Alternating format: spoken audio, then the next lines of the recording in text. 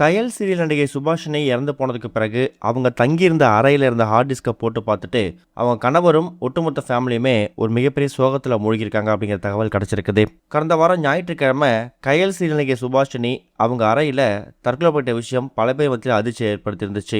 அதுக்கப்புறமா அவங்க கணவர் மனைவிக்கு என்ன நடந்துச்சு, சுபாஷினி இப்படி முடிவு எடுக்கக்கூடியவங்க ஆள் கிடையாது, எதுக்காக இந்த முடிவு எடுத்தாங்க அப்படிங்கிற மாதிரி எக்கச்சக்கமான கோணங்களில் யூகங்கள் அடிப்படையில் பல தகவல் வெளியே வந்துட்டு இருக்கு.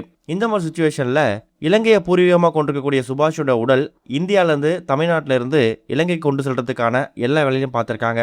அப்போ போலீஸரோட எஃப்ஐஆர் காப்பி, பாஸ்போர்ட் இது எல்லாத்தையும் வச்சு சுபாஷோட உடலை இந்தியாவிலேருந்து இலங்கை கொண்டு போகிறதுக்கு முயற்சி பண்ணும்போது அதில் கொண்டு போகிறதுக்கான சிக்கலை ஏற்பட்டிருக்குதான். பாஸ்போர்ட்டில் ஒரு பெயரும் அவங்களோட எஃப்ஐஆர் காப்பியில் ஒரு பெயர் இருந்திருக்கிறதால குழப்பம் ஏற்பட்டு அதிகாரிகள் இதுக்கான பக்காவான நீங்கள் டிக்ளரேஷன் கொடுத்தா மட்டும்தான் நீங்கள் இந்தியாவிலேருந்து இலங்கைக்கு எடுத்துகிட்டு போக முடியும் அப்படிங்கிற மாதிரியும் பல சிக்கல்கள் வந்திருக்குது. அதுக்கப்புறம் எக்கச்சக்கமான விஷயங்களை ஃபேஸ் பண்ணி அது எல்லாத்தையும் சால்வ் பண்ணதுக்கு அப்புறம் தான் அவங்க உடல் இலங்கை கொண்டு போக போகிறாங்களாம். இந்த மாதிரி சுச்சுவேஷனில் இப்போ அவங்க தங்கியிருந்த அந்த அடுக்குமாடி குடியிருப்பு இருக்குல்ல, ஐயப்பன் தாங்கல்ல, அந்த இடத்துல அவங்க ரூமில் அந்த இடத்தெல்லாம் காலி பண்ணி அந்த பொருட்களை வெக்கேட் பண்ணும்போது அவங்களோட பர்சனலான ஹார்ட் டிஸ்க் ஒன்று அவங்க டேபிளில் இருந்திருக்கு.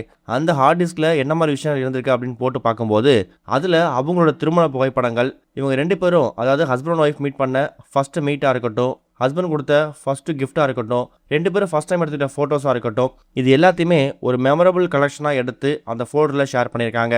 பத்தாயிரத்துக்கு ஆரம்ப காலகட்டத்தில் இவங்க சினிமாவில் நடித்து அங்கே பெருசாக வாய்ப்பு கிடைக்காத காரணத்தால் தான் அவங்க சின்னத்திரைக்கு வந்திருக்காங்க. அப்படி அவங்க சினிமா நடிக்க காலகட்டத்தில் எடுக்கப்பட்ட ஃபோட்டோஸ், ஃபஸ்ட் டைமில் ஃபஸ்ட்டு ஷூட் அப்போ எடுக்கப்பட்ட ஒரு சில ஃபோட்டோ காப்பீஸ், இது எல்லாமே அந்த ஹார்ட் டிஸ்கில் இப்போ வரைக்கும் அவங்க பத்திரப்படுத்தி வச்சுருந்துருக்காங்க. இது எல்லாத்தையுமே போட்டு பார்த்ததுக்கப்புறம் கணவர் ரொம்ப எமோஷனாக ஃபீல் பண்ணது மட்டும் இல்லாமல் ஏப்ரல் 21 இவங்க ரெண்டு பேருக்குமே வெட்டிங் ஆனிவர்சரி வரப்போகுது. அந்த ஒரு வெட்டிங் ஆனிவர்சரிக்கு தன்னோட மனைவி தான் கூட இப்போ உயிரோட இல்லை அப்படிங்கிற மாதிரி கணவர் பிபின் சந்திரா ரொம்ப எமோஷனாக ஃபீல் பண்ண ஆரம்பிச்சிருக்காரு. இது ஒரு பக்கம் இருக்க, இப்போ ரீசெண்டாக தியேட்டரில் ரிலீஸ் ஆகிருக்கக்கூடிய எல்ஐகே திரைப்படம் முதல் நாளில் மட்டும் எவ்வளோ வசூல் செஞ்சிருக்கு அப்படிங்கிறது இப்போ கன்ஃபார்ம் ஆயிருக்கு. விக்னேஷ் சிவன் இயக்கத்தில் பிரதீப் ரங்கநாதன், எஸ்ஜே சூர்யா, சீமான், கீர்த்தி ஷெட்டி இது மாதிரி பல பேர் உருவான திரைப்படம் தான் எல்ஐகே. இந்த திரைப்படம் ஏப்ரல் 10 உலகம் முழுக்க தியேட்டரில் ரிலீஸ் ஆயிருக்கு. விக்னேஷ் சிவனுக்கு கடந்த சில வருஷங்களாவே படம் சரியாக அமையல. கடைசியாக அவர் இயக்குன காத்து வாக்கல் 2 காதலும் கலவையான விமர்சனம் தான் வாங்கியிருக்கு. அஜித்தை வச்சு ஒரு படம் இயக்கதாக இருந்துச்சு, ஆனால் அந்த படம் ட்ராப் ஆகிடுச்சு. இந்த படத்தோட ட்ரெய்லர் வந்ததில் இருந்தே ஹீரோவோட காதலை ஒரு ஆப் தீர்மானிக்கும் அப்படிங்கிறது இந்த படத்தோட கதை அப்படிங்கிறது கன்ஃபார்ம் ஆயிருக்கு. 2040 இந்த உலகம் எப்படி இருக்கும் அப்படிங்கிற மாதிரி பல கோணங்களில் இந்த படத்தை எடுத்திருக்காங்க. அப்படிப்பட்ட இந்த ஒரு எல்ஐகே திரைப்படம் முதல் நாளில் மட்டும் எவ்வளோ வசூல் செஞ்சிருக்கு அப்படிங்கிறது இப்போ கன்ஃபார்ம் ஆயிருக்கு.